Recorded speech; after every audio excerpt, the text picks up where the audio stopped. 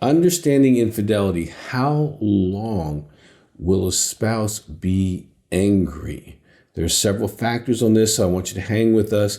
If you haven't, subscribed to our channel, we have so much about infidelity, spousal recovery, all that kind of stuff. If you have a question, put it in the box. We get back to you as soon as possible. Well, how long is she or he going to stay angry? And I will say that there is a little difference in the gender, but let me give you a few principles that will make a big, big, big difference. Number one, the reason they're staying angry will make a big difference as to how long.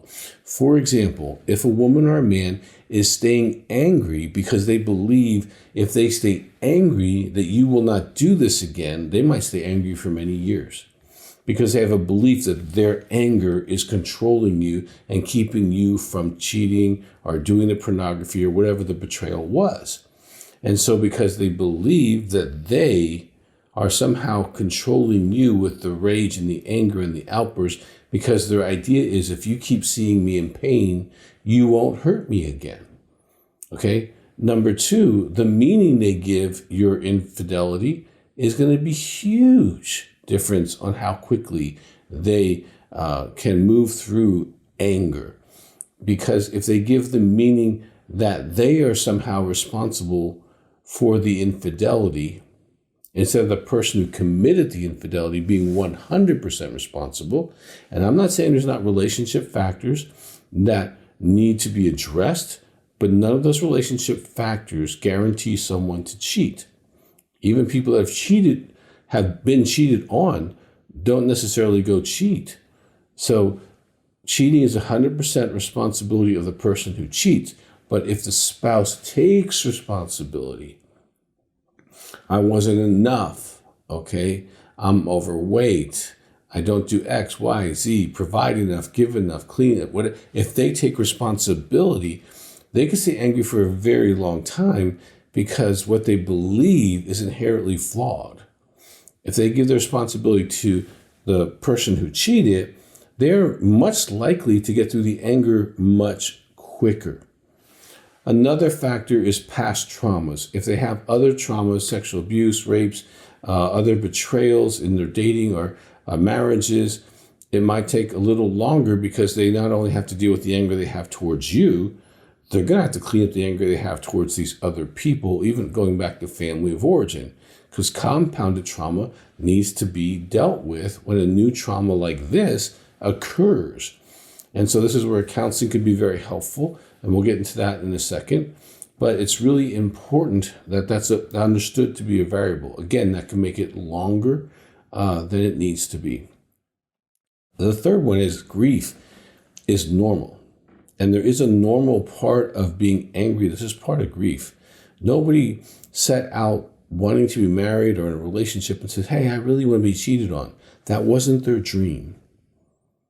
And so the difference between their dream and their reality is a loss and anger. You get angry when you lose a dream. Now, that kind of anger will kind of come and go, and it will get softer over time very naturally. Okay. The next thing is tools. If they do not have tools to address the anger, it can be very hard. So I'm going to quickly go through a few things that are helpful because, especially in Western culture, there's not even a tool to be able to be emotionally mature. So let's start with that tool. There's a book called Emotional Fitness. I wrote that for the pure reason for people to develop the ability to identify feelings, communicate feelings, feel feelings, and switch feelings. So if they learn that tool, they can feel anger but switch it into another emotion without any external help. It's a great tool to have for all adults to have, and I would encourage everyone to get that book. The other thing is we have tools. We have a whole DVD called Calming the Storm of Anger.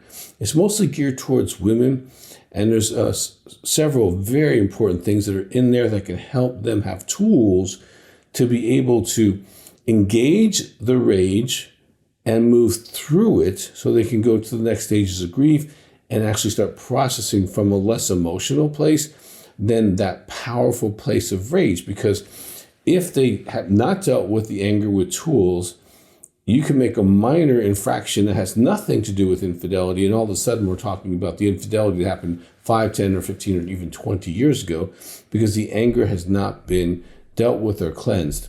And so for men, if you have experienced infidelity from your wife or partner, we have a DVD, it's about 2 hours long, called The Betrayed Man. And there are tools in there for you to be able to move through the anger process. So the tools make a difference. Trust me. I have been counseling infidelity couples for 40 years. And the people who don't have tools, sometimes they come in my office and the infidelity was 5, 10, 15, or 20 years later, and their spouse is still angry. And within a week of doing intensive, and you're welcome to come to Colorado and do a 5-day intensive, you can get relief from the anger. You can also do neuromodulation, because your brain can actually get stuck in that place. And there's a neuromodulation treatment that can help your brain become more flexible again, neuroplastic again, and able to move past that speed bump, especially if your spouse has been stuck like they're in a gear and they can't seem to get out of it. I've seen a lot of cases where the neuroplasticity treatment is very effective in moving them out of that and give them the balanced brain, because the trauma threw them into freeze or fight or flight, and they're stuck in that gear. And that can't be released just by counseling. So that's another tool that they can have to do that. The 5-day intensive, also a tool. The next thing is having counseling to make sure that the issues that he or she is angry about are being addressed with a plan, so they're not reoccurring. Some things are systemic in the marriage or relationship and need to be addressed. And with a plan, there can be more rest and clarity. Okay, that can be very, very, very helpful. And again, just call my office, 719-278-3708. And here's why. If you go to a general counselor, you're going to be talking about communication and other things that don't deal with the incredible trauma that a woman has gone through statistically. There's a great book called Partner Betrayal Trauma. I wrote that. It's a great research project, and it explains why she has PTSD, depression, weight issues, low self-esteem, because statistically it's huge. Now, we don't have the research on men, but I've experienced a lot of the same symptoms. Partner betrayal trauma is real, and healing from it is real. You're not the same person you were post-infidelity versus pre-infidelity, and statistically we have lots of proof for that. And there's the video or the book called Partner Betrayal Trauma that can help you significantly with those issues as well. Now, the last thing I'm going to leave you with is trust. It's hard to let go of the anger if you don't have a plan to reestablish trust. And just saying, honey, believe me, is not a plan. So I'm going to give you a plan that has the potential to relax your spouse enough that they can do the anger work they need to, and begin to have a plan to trust you. And if you're trustworthy, you actually earn the trust back. You broke it, and it can be earned back. And you can do, what you can do is you can do a polygraph at the beginning of your getting help. Verify the story, 1, 2, 3, 4 people, ended X time ago. Don't go into great details, but if there's masturbation, pornography, other factors going on, get that all cleared up in a factual polygraph. And again, anyone in my office can help you put that together. If you do intensive, you can make it part of your intensive. And then do that once a quarter to verify that you're not communicating with the past people, you're not grooming new people for a sexual relationship, or even just an intrigue relationship, because some men and women struggle with intrigue addiction, where they're just getting these little hits off of people all the time, okay? And that can lead to trouble. And there's a DVD called Intrigue Addiction. That's another tool. So, but if you're in the polygraph process, I've worked with thousands of couples who've done that voluntarily to be able to reestablish trust. And the spouse relaxes a lot. They can do their anger stuff. They can move on. They can begin to heal, and they can trust. And the other things you can do if you are the perpetrator of the infidelity, there's a video called helping her heal. If you're a perpetrator of intimacy anorexia, and if you don't understand that term, just put it in YouTube. There's lots of videos on that. And there's something, how to help your spouse heal from intimacy anorexia. There are things you can do as the spouse to help the person who experienced infidelity to heal.